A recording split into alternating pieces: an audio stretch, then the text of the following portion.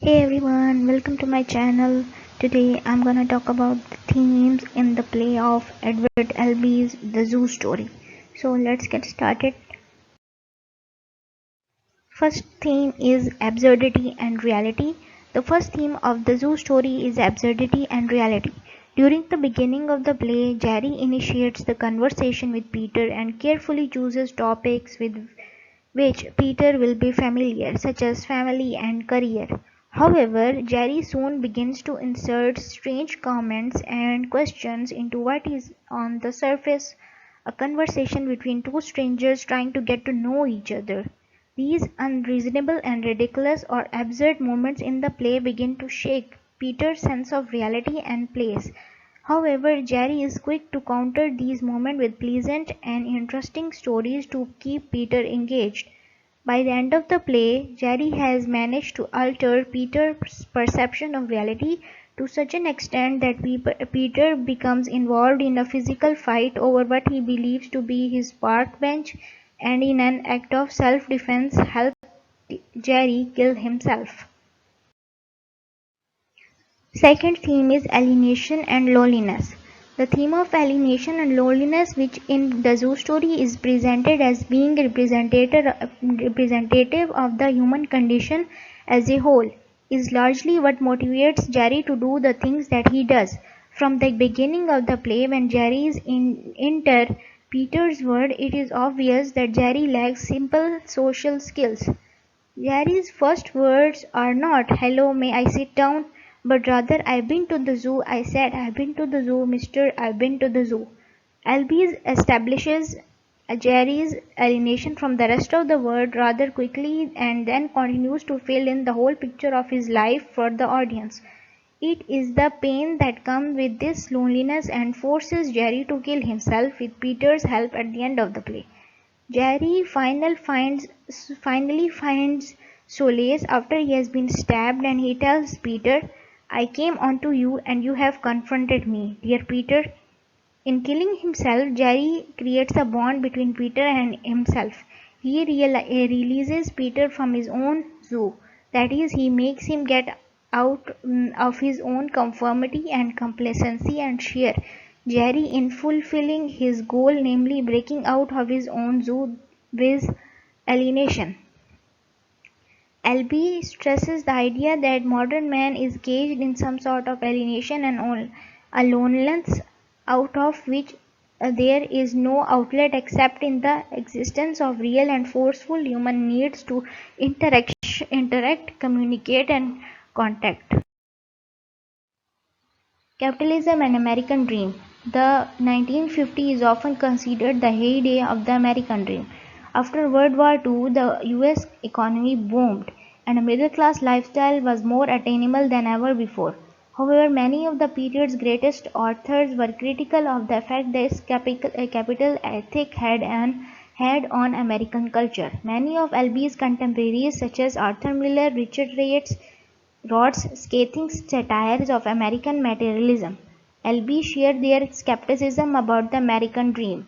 Though through Jerry, an impoverished social outcast, Albee suggests that a middle-class existence is not as attainable as it seems, and that it may not even be desirable. Jerry is harshly critical of Peter's conventional lifestyle. He argues that family life has emasculated Peter and that the bourgeois are so caught up in material success that they do not pay attention to the world around them. Animals. Jerry frequently refers to animals in his conversation with Peter. Indeed, he claims to be on his way home from the Central Park Zoo when they first meet. His focus on animal has two implications. First, Jerry sees animal as a solution to his social isolation. He understands that he has a problem getting along with other people and believes that he can resolve this by practicing interaction with animals. Jerry is looking for someone who can understand his iconoclastic opinions on modern society and empathize with his difficult past. These kind of sophisticated interactions are only possible with people. But when Jerry attempts them with Peter, the men are unable to truly connect because of failures in communication. Secondly, the frequent mention of animals also underlines a great idea that humans have a capacity to be animalistic. Peter begins the play as if self-defined, civilized, polite, urban flow, but through his responses to Jerry's provocations, he taps into his more aggressive tendencies and ultimately participates, however unwittingly, in a murder. Failure in communication. In so many ways, Peter and Jerry are unable to bridge their differences to achieve any real communication. This communication fails. A failure occurs on both linguistic and philosophical level. On the linguistic level, the men have trouble conversing because they have different understanding of words and concepts. An example of this comes early in the play when Jerry asks Peter about his family. When Peter tells Jerry that he has two daughters, Peter assumes that this communicates that he is married. However, Jerry does not make this assumption, and Peter is confused when Jerry continues to ask him about his family. Because the men come from such different socio-economic backgrounds, they do not approach issues with same definitions, and hence in their ability to achieve any real intimacy hampered. There is also a deeper failure to communicate on a philosophical level.